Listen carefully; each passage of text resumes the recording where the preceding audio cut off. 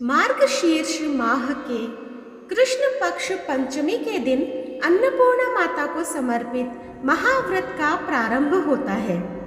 इस व्रत का श्रवण वैसे तो 17 दिनों तक नियमित रूप से किया जाता है, लेकिन बहुत से लोग 21 दिनों तक भी इस व्रत का पालन करते हैं।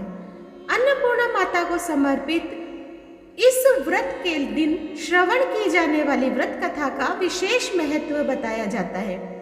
आज हम आपको इसी व्रत कथा के बारे में बताने जा रहे हैं।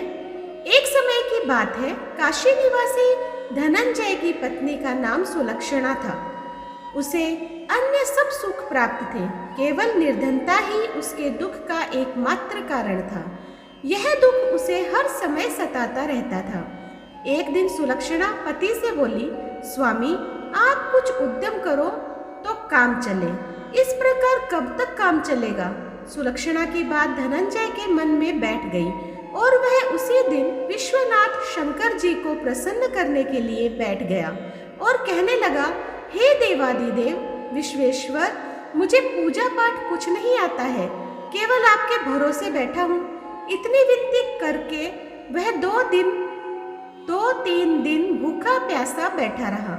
यह देखकर भगवान शंकर ने उसके कान में अन्नपूर्णा अन्नपूर्णा अन्नपूर्णा इस प्रकार 3 बार कहा। यह कौन क्या कह गया?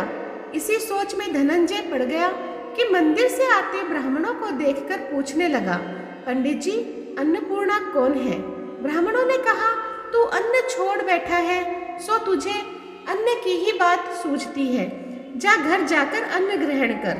धनंजय घर गया, स्त्री से सारी बात कही। वह बोली, नाथ चिंता मत करो, स्वयं शंकर जी ने यह मंत्र दिया है, वे स्वयं ही खुलासा करेंगे, आप फिर जाकर उनकी आराधना करो। धनंजय फिर जैसा का तैसा पूजा में बैठ गया।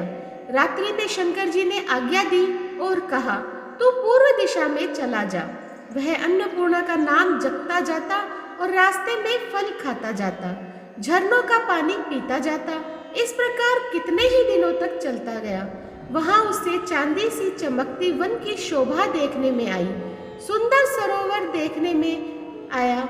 उसके किनारे कितनी ही अप्सराएं झुंड बनाए बैठी थी। एक कथा सुनती और सब मिलकर माँ अन्नपूर्णा इस प्रकार बार बार कहती। यह अगहन यानी कि मार्गशीर्ष मास की उजेली रात्रि थी और आज से ही व्रत का आरंभ था। जिस शब्द की खोज करने वह निकला था, वह उसे वहां सुनने को मिला। धनंजय ने उनके पास जाकर पूछा, हे देवियों, आप यह क्या करती हो? उन सब ने कहा, हम सब माँ अन्नपूर्णा का व्रत करती है। धनंजय ने पूछा, व्रत पूजा करने से क्या होता है? यह किसी ने किया भी है? इसे कब किया जाए? कैसा व्रत है? मैं और कैसी विधि है? मुझसे भी विस्तार से बतलाओ। वे कहने लगे, इस व्रत को सब कोई कर सकते हैं। 21 दिन तक के लिए 21 गांठ का सूत लेना चाहिए। 21 दिन यदि न बने तो 1 दिन उपवास करें। यह भी न बने तो केवल कथा सुनकर प्रसाद ले लें। निराहार रहकर कथा कहें। कथा सुनने वाला कोई न मिले तो पीपल के पत्तों को रख सुपारी या घृत कुमारी वृक्ष को सामने कर, दीपक को साक्षी कर, सूर्य, गाय, तुलसी या महादेव को बिना कथा सुनाए मुख में दाना न डाले। यदि भूल से कुछ पड़ जाए तो 1 दिवस फिर उपवास करें। व्रत के दिन क्रोध न करें और झूठ भी ना बोले। धनंजय बोला, इस व्रत के करने से क्या होगा? वे कहने लगी, इसके करने से अंधों को नेत्र मिलते हैं, लूलों को हाथ मिलते हैं, निर्धन के घर धन आता है, बांझी को संतान मिलती है, मूर्ख को विद्या। जो जिस कामना से व्रत करे माँ उसकी इच्छा पूरी करती है। वह कहने लगा, बहनों मेरे पास भी धन नहीं है, विद्या नहीं है, कुछ भी तो नहीं है, मुझे इस व्रत का सूत दोगी? हाँ भाई, तेरा कल्याण हो, हम तुम्हें अवश्य ही देंगे। ले, इस व्रत का मंगलसूत्र ले। धनंजय ने व्रत किया। व्रत पूरा हुआ तभी सरोवर में से 21 खंड की सुवर्ण सीढ़ी हीरा मोती जड़ी हुई प्रकट हुई। धनंजय ने जय अन्नपूर्णा अन्नपूर्णा कहता जाता था। इस प्रकार कितनी ही सीढ़ियां उतर गया तो क्या देखता है कि करोड़ों सूर्य से प्रकाशमान अन्नपूर्णा का मंदिर है। उसके सामने सुवर्ण सिंहासन पर माता अन्नपूर्णा विराजमान है।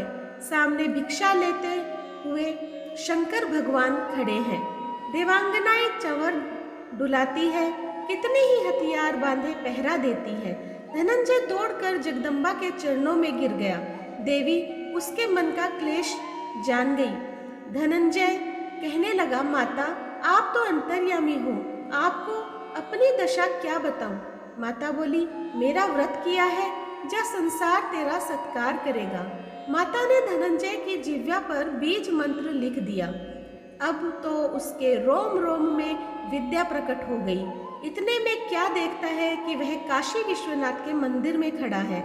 माँ का वरदान ले धनंजय घर आया। सुलक्षणा से सब बात कही।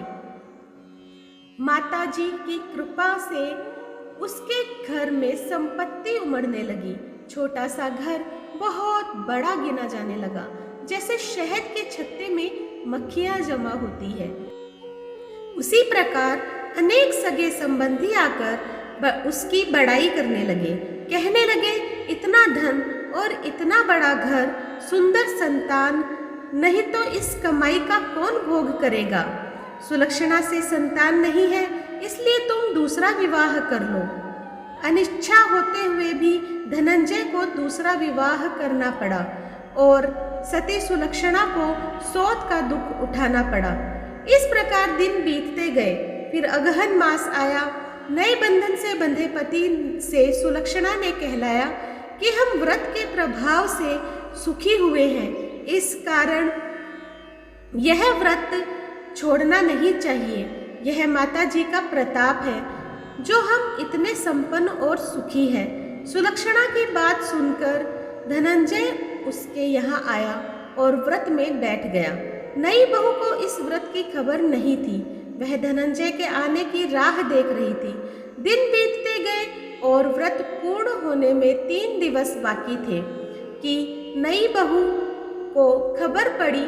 उसके मन में ईर्ष्या की ज्वाला दहकने लगी थी। सुलक्षणा के घर आ पहुंची और उसने वहां भगदड़ मचा दी। वह धनंजय को अपने साथ ले गई। नए घर में धनंजय को थोड़ी देर के लिए निद्रा ने आ दबाया। इसी समय नई बहू ने उसका व्रत का सूत तोड़कर आग में फेंक दिया। अब तो माता जी का कोप जाग गया। घर में अकस्मात आग लग गई। सब कुछ जलकर खाक हो गया। सुलक्षणा जान गई और पति को फिर अपने घर ले आई। नई बहू रूठकर पिता के घर जा बैठी।